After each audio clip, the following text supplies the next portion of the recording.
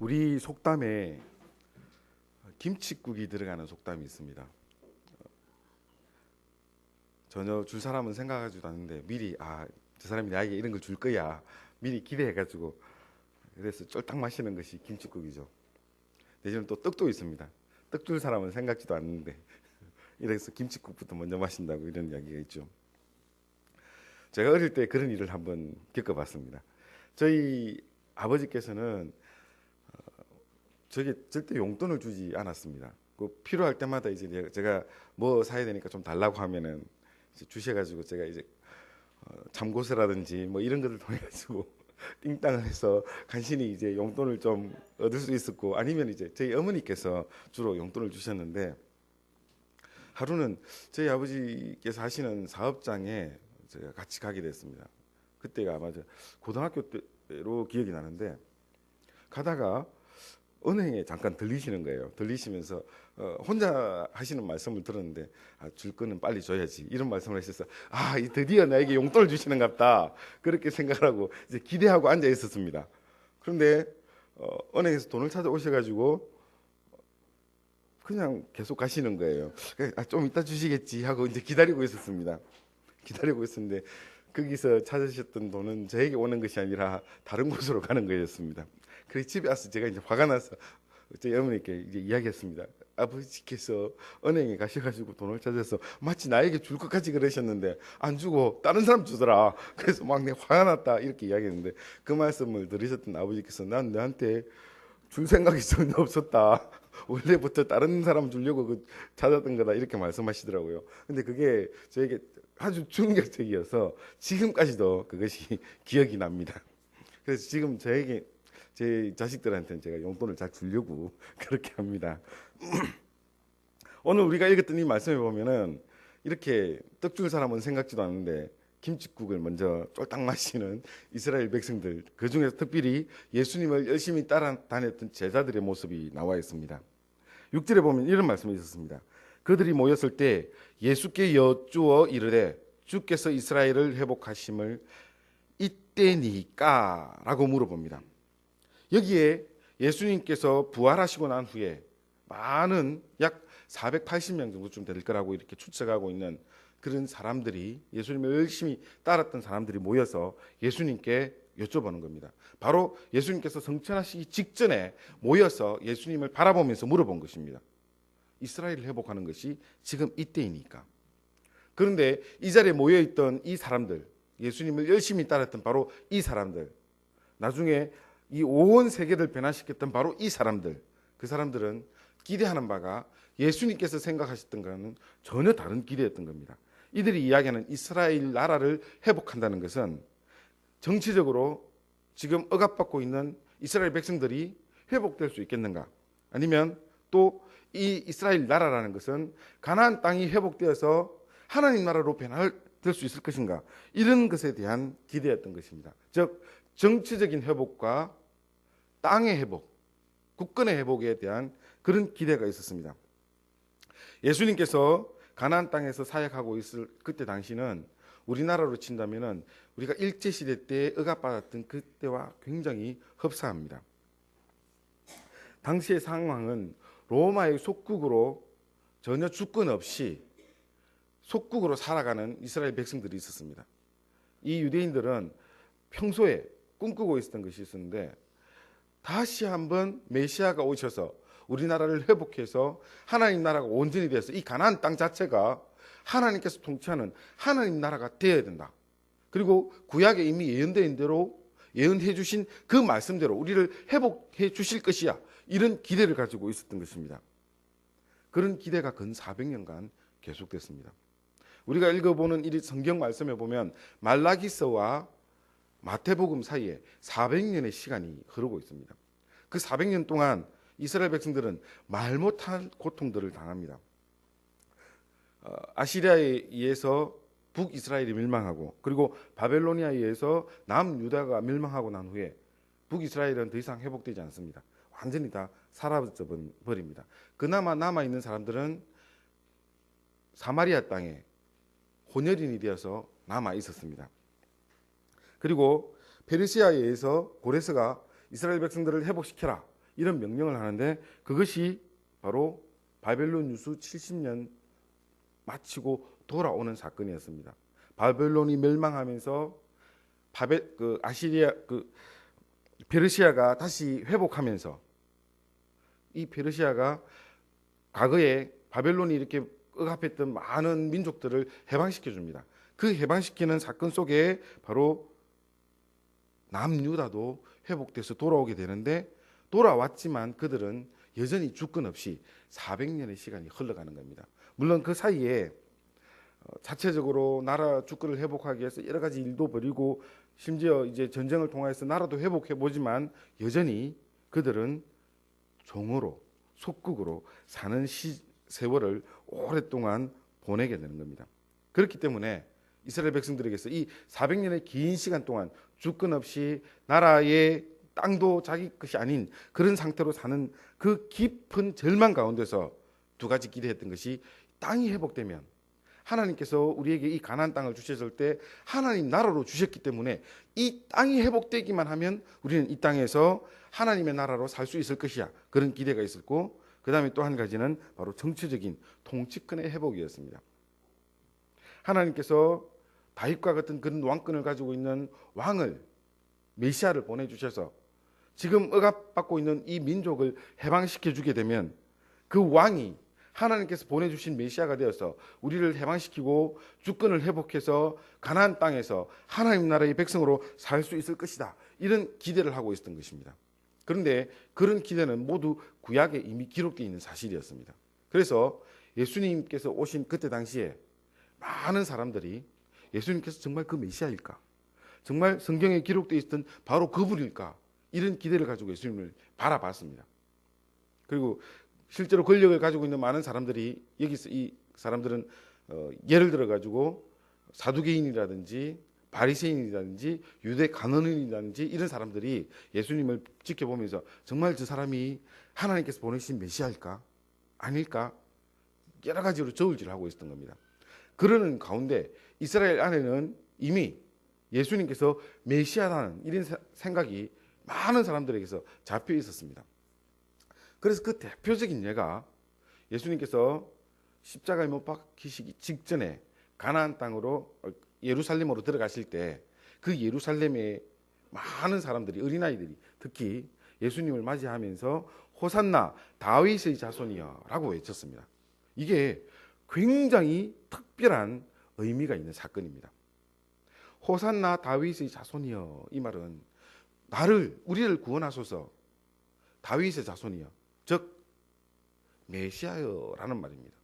우리를 구원해 주소서 메시아여 그렇게 외치고 있었던 겁니다. 이 외침은 어린아이의 입을 통해서 거기 있는 많은 어린아이들의 입을 통해서 예수님께서 메시아로 왔다는 사실을 선언하고 있었던 것입니다.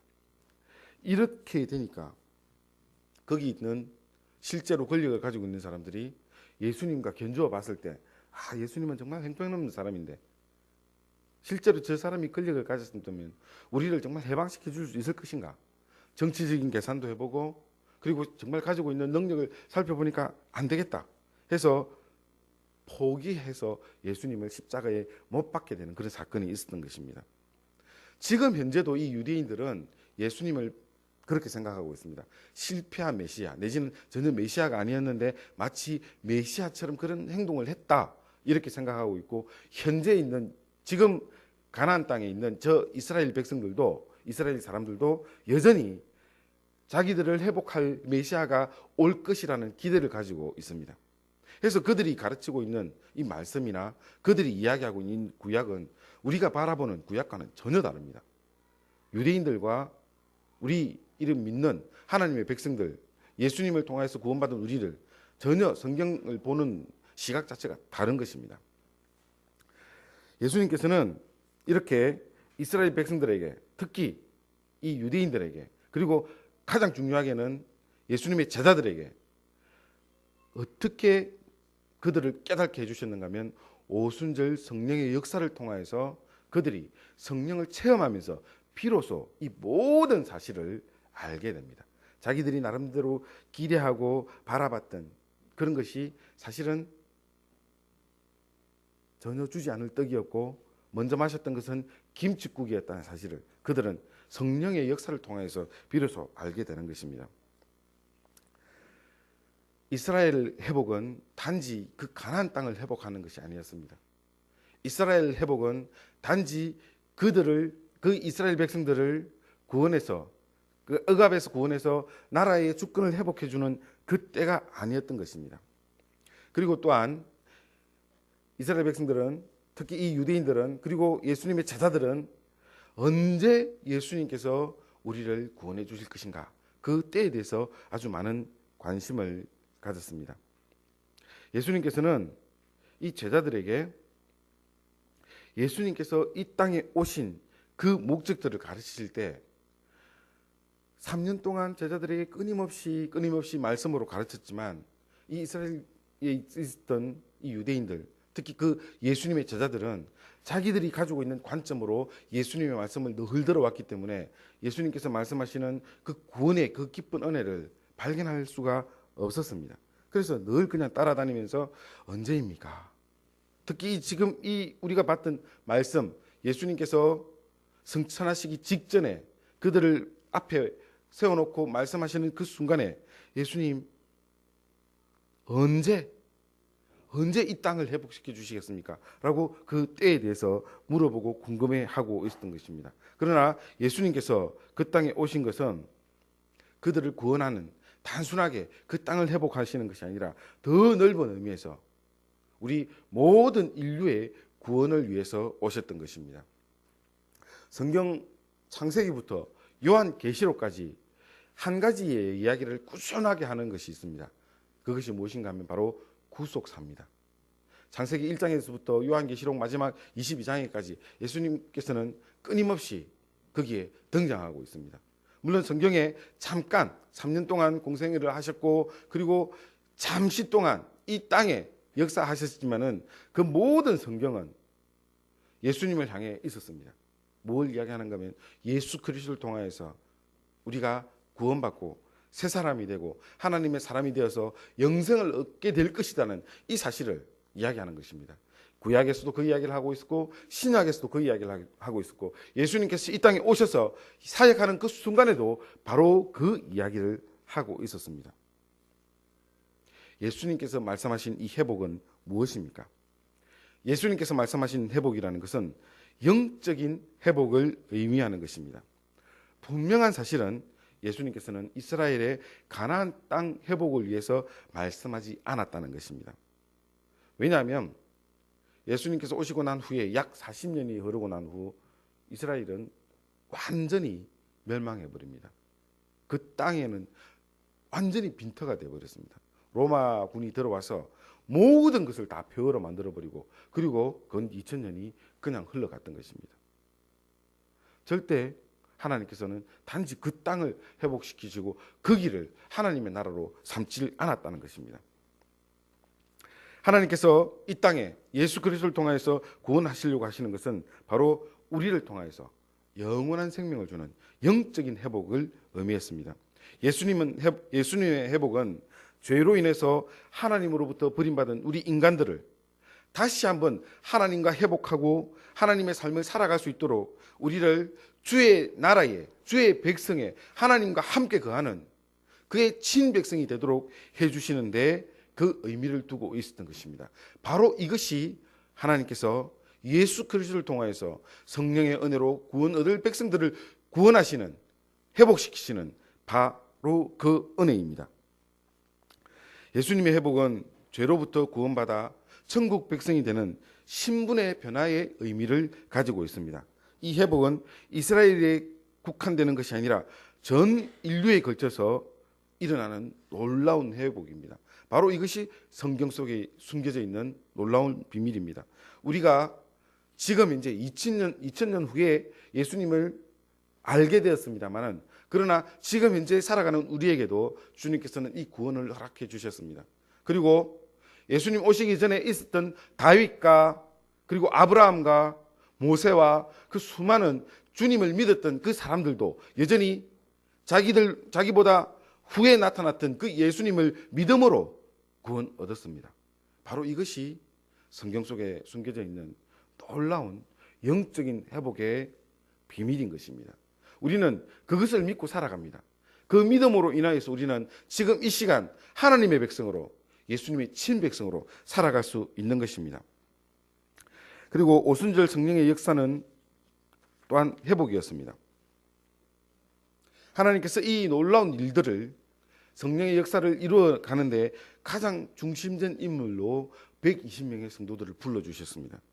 그리고 그들이 주님을 기다리며 예수님께서 보혜사를 보내주신다는 그 약속을 믿고 그들이 기다리며 기도하고 있었을 때 그들 가운데 오순절날 함께 역사하셨던 것입니다.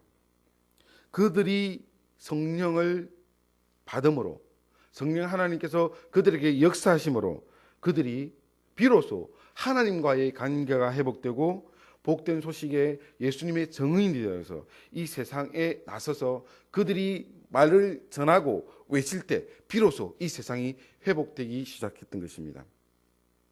하나님의 회복은 첫 번째 아담의 범죄로 인해서 하나님으로부터 버림받고 죄악 가운데 살아가는 이 모든 인류를 향하여서 베풀어 주시는 새로운 구원의 회복이었던 것입니다. 이것이 바로 하나님께서 우리에게 준비하신 회복이었습니다.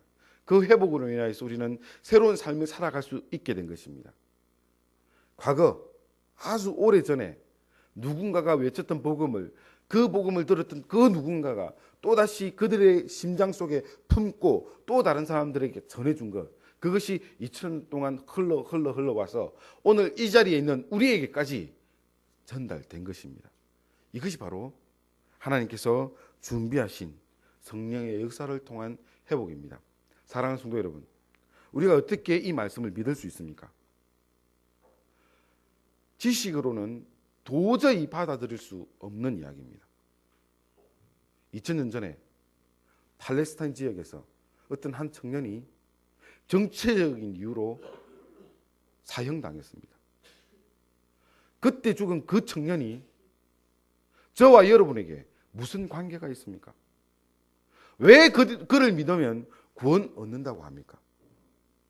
상식적으로는 도저히 받아들일 수 없는 그런 이야기입니다. 그러나 너무너무 신기하게도 지금 이 자리에 계신 저와 여러분은 그것을 당연하게 받아들이고 믿고 있습니다. 거부할 수 없는 사실입니다. 왜입니까? 성령 하나님께서 저와 여러분에게 이 믿음을 주신 것입니다. 하나님께서 역사하셨기 때문에 이 사실을 우리가 비로소 믿을 수 있는 것입니다.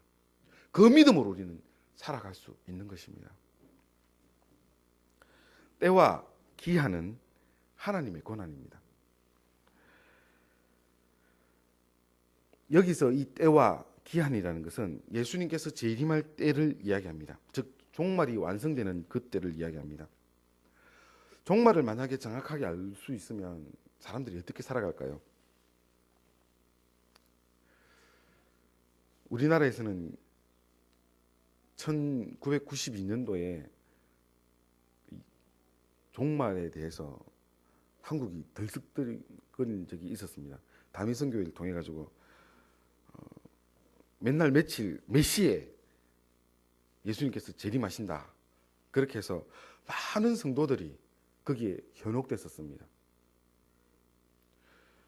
그래서 그 때를 아는 사람들이 자기 재산 다 팔고 모든 것을 다 정리해서 딱 어떤 장소에 가서 기다리고 있었습니다. 그렇지만 그것은 사실이 아니었습니다. 성경에 분명히 기록되어 있는 것은 때와 기한은 하나님의 권한이라고 했습니다. 우리에게 알려주신다고 안 했습니다. 만약에 우리가 정확하게 주님께서 재림할 날짜를 안다면 제 생각에는 굉장히 혼란스러운 삶을 살지 않을까 생각됩니다. 즉 예수님께서 재림한다는 그것은 이 지구의 멸망을 의미하는 것입니다. 더 이상 여기에 이제 아무것도 없는 것입니다. 하나님 나라가 새롭게 임하여서 지구는 더 이상 존재하지 않을 겁니다. 새로운 천국이 준비가 될 겁니다. 그래서 그 때를 정확하게 알면은 정말 성실하게 열심히 하나님께 나아갈 수 있을 것이다, 이런 게 생각이 되는데 저는 그 반대가 되지 않을까 생각이 됩니다. 이제 지구의 멸망이 몇 날 며칠 남았구나, 그때까지 우리가 마음껏 먹고 마시며 놀자. 우리가 마음껏 타락하자. 저때가 되면 우리는 끝장나니까. 이렇게 생각을 하면서 사는 사람들이 예수님을 믿고 살아가는 사람들보다 훨씬 많기 때문에 아마 지구는 엄청난 혼란을 겪게 될 것입니다. 저는 시험을 대비하는 학생들의 심정이 그렇지 않을까 생각합니다. 시험을 대비한다면 날짜를 정확하게 알고 있습니다. 몇 날 며칠 날 언제부터 무슨 과목부터 치게 될 것이다. 이렇게 되면 그 순간을 기다리는 학생들이 열심히 공부를 하지만 이제 시험장에 가면서 알 수 없는 긴장감에 쌓입니다. 아무리 열심히 공부를 하는 학생도 마찬가지입니다. 긴장을 해서 내가 지금 시험장에 가면서 혹시 실수를 하지 않을까 이런 걱정을 해서 화장실에 몇 번씩 들락날락 필요하지도 않으면서 들락날락 하면서 긴장한 모습을 그대로 드러내기도 합니다. 하나님께서 우리에게 때와 기한을 주시지 않은 것은 우리가 늘 종말의 시간을 살아갈 수 있도록 해주신 것입니다. 내가 내일 종말이다 하면 오늘은 종말이 아닌 것입니다. 그러면 하나님께서 종말을 예비하신 그 순간 그 직전에 회개하고 주님 앞에 나아가면 하나님께서 나를 구원해 주실 것이야. 이런 얄팍한 생각을 하면서 또한 살 수도 있습니다. 하나님께서는 그런 것도 허락하지 않았습니다. 우리를 늘 종말의 시간에 살아가게 하는 것입니다. 그런데 성경에 있는 이 종말의 메시지가 워낙 강력하고 큰 거였기 때문에 많은 이단들이 이 메시지를 이용해서 사람들을 현혹하고 있습니다. 극단적인 종말론이 우리 주변에 늘 있습니다. 지금 한국 교회에서 가장 강력하게 이 극단적인 종말론을 이야기하는 사람들은 신천지 이단들입니다. 14만 4천 명이 채워주면 자기들은 구원받는다. 그리고 기존 교회들은 이미 타락한 교회다. 그래서 이 기존 교회를 허물어서 자기들 24만 4천 명 안에 들어와야 된다. 이렇게 해서 교회를 허무는데 아무런 양심의 가책 없이 정말 입에 담지도 못할 그런 타락된 모습으로 교회를 허물어 가고 있습니다. 그러나 하나님께서는 그런 것들을 용납하지 않았습니다. 때와 기한, 이 마지막 종말, 그런 긴장감은 우리가 늘 가지고 살아가야 됩니다만 그것 때문에 우리의 삶을 결코 파괴하진 않았습니다. 늘 우리는 종말의 시대를 살아갑니다. 분명히 우리는 종말을 앞두고 있습니다. 그런데 그 종말이 오늘 이 예배를 마치고 올 수도 있고 저의 생애가 마감하고 난 후에 올 수도 있습니다. 100년 후일 수도 있습니다. 우리는 아무도 모릅니다. 그래서 마치 오늘 저녁에 지금 당장 주님께서 내게 재림하실 것이야 라는 이런 신전의식을 가지고 하나님 앞에서 살아가는 마음을 가지고 우리는 살아가야 된다는 것입니다. 그래서 이 때와 기한은 우리의 소관에서 벗어나 있습니다. 성령께서 우리에게 임하였을 때 그때에서 비로소 우리는 하나님의 사람으로 분명히 살아갈 수 있을 것입니다. 예수님께서 우리가 읽었던 말씀의 마지막에 말씀하신 것이 있습니다. 성령이 너희에게 임하시면 너희가 권능을 받고. 교회에서 많은 사람들이 교회에 다니기 시작하면서 신앙생활을 하면서 이제 봉사를 하시고 또 교회의 어떤 직임을 감당하시기 원하십니다. 스스로 자원하실 수도 있고 옆에서 강요에 의해서 할 수 있습니다. 그러나 사랑하는 성도 여러분, 교회 일을 하는 데 있어서 반드시 필요 충분 조건이 있습니다. 반드시 필요한 것이 있습니다. 무엇이겠습니까? 성령의 은혜로 해야 되는 것입니다. 내가 좀 열심히 해서 내가 좀 돈도 있으니까 시간도 있으니까 내가 젊으니까 내가 힘도 있으니까 이런 걸 가지고 주님께 열심히 봉사해야지. 하나님을 섬겨야지. 정말 주님께서 그런 걸 받으실까요? 이것은 저의 개인적인 사견일 수도 있습니다만 저는 말씀을 보면 볼수록 깊이 파면 팔수록 하나님께서 결코 우리의 혈기를 받으려고 하지는 않으신다는 것입니다. 아무리 저는 말씀을 깊이 보고 봐도 결국 하나님께서 우리에게 받으시려는 것은 우리의 상한 마음이었습니다. 상한 감정이었습니다. 하나님, 나는 정말 아무것도 아닙니다. 주님 앞에 드릴 것이 아무것도 없습니다. 그럼에도 불구하고 하나님, 이거라도 하나님, 나의 이 연약함을 드립니다. 주님, 이거라도 받으셔서 주를 위해서 사용해 주시옵소서. 이런 겸손한 모습으로 주님 앞에 나아갈 때, 그때 우리의 비어있는 마음속에 하나님의 은혜, 성령의 은혜가 함께 하시면서 그때 비로소 정말 주의 일이 시작되더라는 것입니다.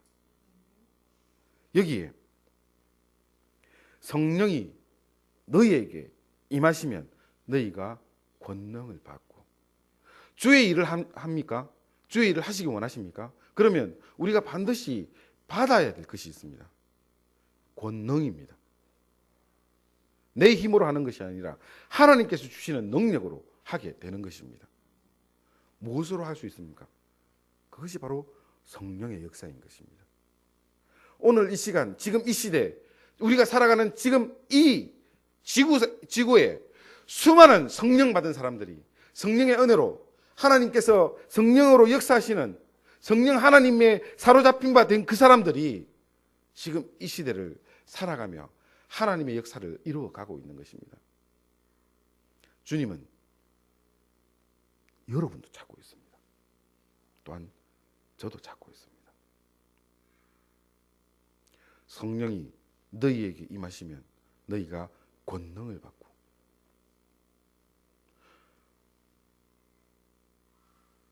예수님을 사랑하면 사랑할수록, 주님과 함께 동행하면 할수록 더욱더 주님과 함께 이 사역을 감당하고 싶어 하게 됩니다.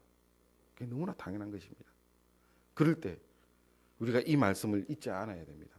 성령이 너희에게 임하시면 너희가 권능을 받고, 내 힘으로 하는 것이 아니라 하나님의 힘으로, 성령의 힘으로 주님께서 이루어 주시는 그 역사에 순종하는 마음으로 함께 갈 수 있어야 되는 것입니다.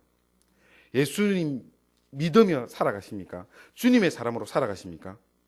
그렇다면 성령과 함께 살아간다는 말입니다.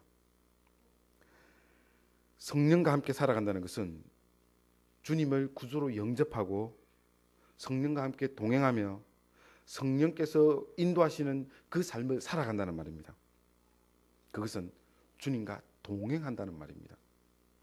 우리가 주님과 함께 동행할 때 그때 비로소 우리는 하나님의 일을 할 수 있는 사람이 됩니다. 나의 힘으로 하는 것이 아니라 주님의 힘으로 하는 것입니다. 성령의 권능으로 하는 것입니다.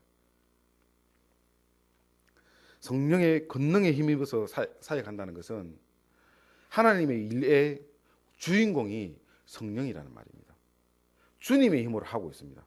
그리고 그 힘을 입은 나는 하나님의 동력자로 사역하고 있습니다. 사랑하는 성도 여러분, 우리가 주님의 일을 해간다면 주님의 일을 하는 그 순간순간마다 우리의 이름이 아니라 성령의 이름으로, 하나님의 이름으로 하는 것입니다. 그리고 그 순간순간마다 나는 주님의 동력자로 이 자리에 있는 것입니다. 하나님께서 하시는 일에 수종드는 사람으로 있는 것입니다. 하나님의 동력자가 되어야 됩니다. 하나님께서 하시는 일에 나도 뭔가를 거두려고 노력하는 그런 사람이 되어야 되는 것입니다. 내가 하는 일에 성령이 도와주시는 것이 아닙니다. 그래서 우리는 기도할 때 잘못하고 있는 것이 있습니다. 주님 도와주시옵소서. 내가 이거 하랍니다. 주님 도와주시옵소서. 우리 아주 멋지게 착각하면서 기도하고 있습니다. 진정한 기도는 주님께서 내게 원하는 것이 무엇인가를 찾고 그것에 순종하는 마음을 가져가는 것입니다. 바로 이것이 진정한 기도입니다. 우리가 구체적으로 무엇을 해야 됩니까? 땅 끝까지 이르러 내 정인이 되라고 해야겠습니다. 우리에게 땅 끝은 어디입니까? 땅 끝은 여기에서 두 가지 의미를 가지고 있습니다. 먼저 심리적인 땅 끝입니다. 심리적인 땅 끝은 내가 도저히 만나기 싫은 사람, 내가 도저히 상종할 수 없는 존재들, 바로 그것이 나의 심리적인 땅끝입니다. 물론 저에게도 이런 심리적인 땅끝이 있습니다. 지금 이 자리에 계신 우리 모두가 그런 심리적인 땅끝이 있을 것입니다. 도저히 갈 수가 없습니다. 가고 싶으나 만나기가 싫습니다. 그런데 분명 성경에서는 예수님은 우리에게 말씀하셨습니다. 땅 끝까지 이르러 내 정인이 되라. 저와 여러분에게 분명히 이 땅 끝이 있을 것입니다. 저는 아직도 극복하지 못한 부분들이 있습니다. 어쩌면 주님 앞에 갈 그때까지 저는 이것을 극복할 수 없을지도 모르겠습니다. 그러나 분명히 주님께서 저에게 말씀하셨고 여러분에게 말씀하셨습니다. 땅 끝까지 이르러. 땅 끝까지 이르러 내 정인이 되라는 것입니다. 땅 끝까지 이르러 예수님의 사람의 모습으로 살아가라는 것입니다. 그리고 또 있습니다. 물리적인 땅 끝입니다. 이것은 우리가 보통 아는 대로 먼 곳입니다. 정말 가기 힘든 그런 곳까지 가서 우리는 주님의 정인의 삶을 살아가야 됩니다. 이런 정인의 삶을 산다는 것은 상당히 부담스럽습니다. 분명히 부담을 가지고 해야 될 일들입니다. 먼저 우리가 정인이 된다는 것은 예수님의 삶을 다른 사람들에게 드러내고 소개하고 나타내 줘야 되는 그런 삶입니다. 제가 이 말씀을 생각할 때마다 늘 떠오르는 제 친구 와이프가 있습니다. 저하고 아주 친한 친구인데 그 친구 와이프가 그 친구 와이프도 그 안수지 집사님 딸입니다. 그래서 아주 어릴 때부터 모태신앙으로 자랐는데 사람들 앞에서 이제 예수 믿는 것을 잘 표현을 못합니다. 그래서 식당에 가서 밥을 먹을 때 기도를 0.5초 기도를 합니다. 앉아서 고개를 숙이면서 눈을 감고 고개를 들면서 눈을 뜹니다. 그렇게 해서 이제 밥을 먹습니다. 그 순간, 그 짧은 순간에 모든 기도를 다 하는 것입니다. 하나님 아시죠? 하고 이제 먹는 겁니다. 그분은 이제 자기 나름대로 정인의 삶을 살고 있습니다. 나 식당에서 다른 사람들 앞에서 기도했잖아. 이렇게 이야기를 합니다. 제가 직접 들었습니다. 그런데 그만큼 우리가 정인의 삶을 산다는 것은 참 어렵습니다. 지금 이 시대가 특히 그렇습니다. 예수 믿는 사람으로 산다면은 일단 얕잡아 보려고 합니다. 저 사람은 좀 어리석을 것이야. 예수 믿는 사람, 예수쟁이는 어리석다. 예수 믿는 사람, 손해보는 사람. 뭐 이런 공식이 마치 있는 것 같습니다. 그러다가 혹시 예수 믿는 사람들이 어리석지도 않고 손해도 보지 않으면 예수쟁이가 어떻게 저럴 수가 있나? 이렇게 자기 나름대로 그 사람들이 마시는 김칫국입니다. 이것은. 그렇게 오해를 합니다. 그런 시대를 우리는 살아가고 있습니다. 이럴 때 믿지 않는 그 사람들을 향해서 우리는 어떻게 살아가야 되겠습니까? 그런 사람들을 향해서 우리는 예수 믿는 사람으로 살아가야 되는 것입니다. 주님의 이름 때문에, 예수님 때문에 우리는 손해보고 예수님 때문에 우리는 불이익을 당하면서 살아가야 되는 것입니다. 그 가운데 그 사람들이 기대했던 그 예수님의 모습을 나타내면서 진정한 복음을 함께 실어줘야 되는 그런 부담감을 우리는 안고 살아가는 사람들입니다. 말씀을 정리하겠습니다. 예수님께서 성천하실 때 그 모습을 바라봤던 수많은 제자들은 나름대로 주님께서 주실 떡이 아닌 것을 기대하면서 김칫국을 마시고 주님과 함께 그 자리에 있었습니다. 주님께서 회복하실 나라가 그리고 그 때가 언제입니까? 주님께서 그들에게 회복시켜줄 나라와 그 때는 그들이 기대했던 것과는 다릅니다. 우리가 알고 있는 대로 주님께서 회복하실 나라는 이 온 세계에 예수 믿는 사람들을 통해서 이루어지는 하나님의 나라입니다. 그리고 그 때는 저와 여러분은 모릅니다. 하나님께서 아직도 구원할 그 영혼들이 남아있기 때문에 기다리고 있는 그 시간들입니다. 우리는 지금 이런 시대에 성령을 받아서 성령 하나님으로 인하여서 권능을 받고 주님의 정인이 되어 이 온 땅끝을 누벼야 할 책임이 있습니다. 오늘 이 말씀을 마치고 우리가 오늘 이 예배를 다 마치고 우리가 돌아가는 가정이 어쩌면 우리의 땅끝일 수도 있습니다. 그리고 주일날 지나고 월요일 아침 우리가 각자의 일터로 돌아가는 바로 그 자리가 우리의 땅끝일 수 있을 것입니다. 사랑하는 성도 여러분, 주님께서 우리에게 명령하신 대로 땅끝까지 이르러 주님의 정인이 되는 저와 여러분이 됩시다. 기도하겠습니다. 하나님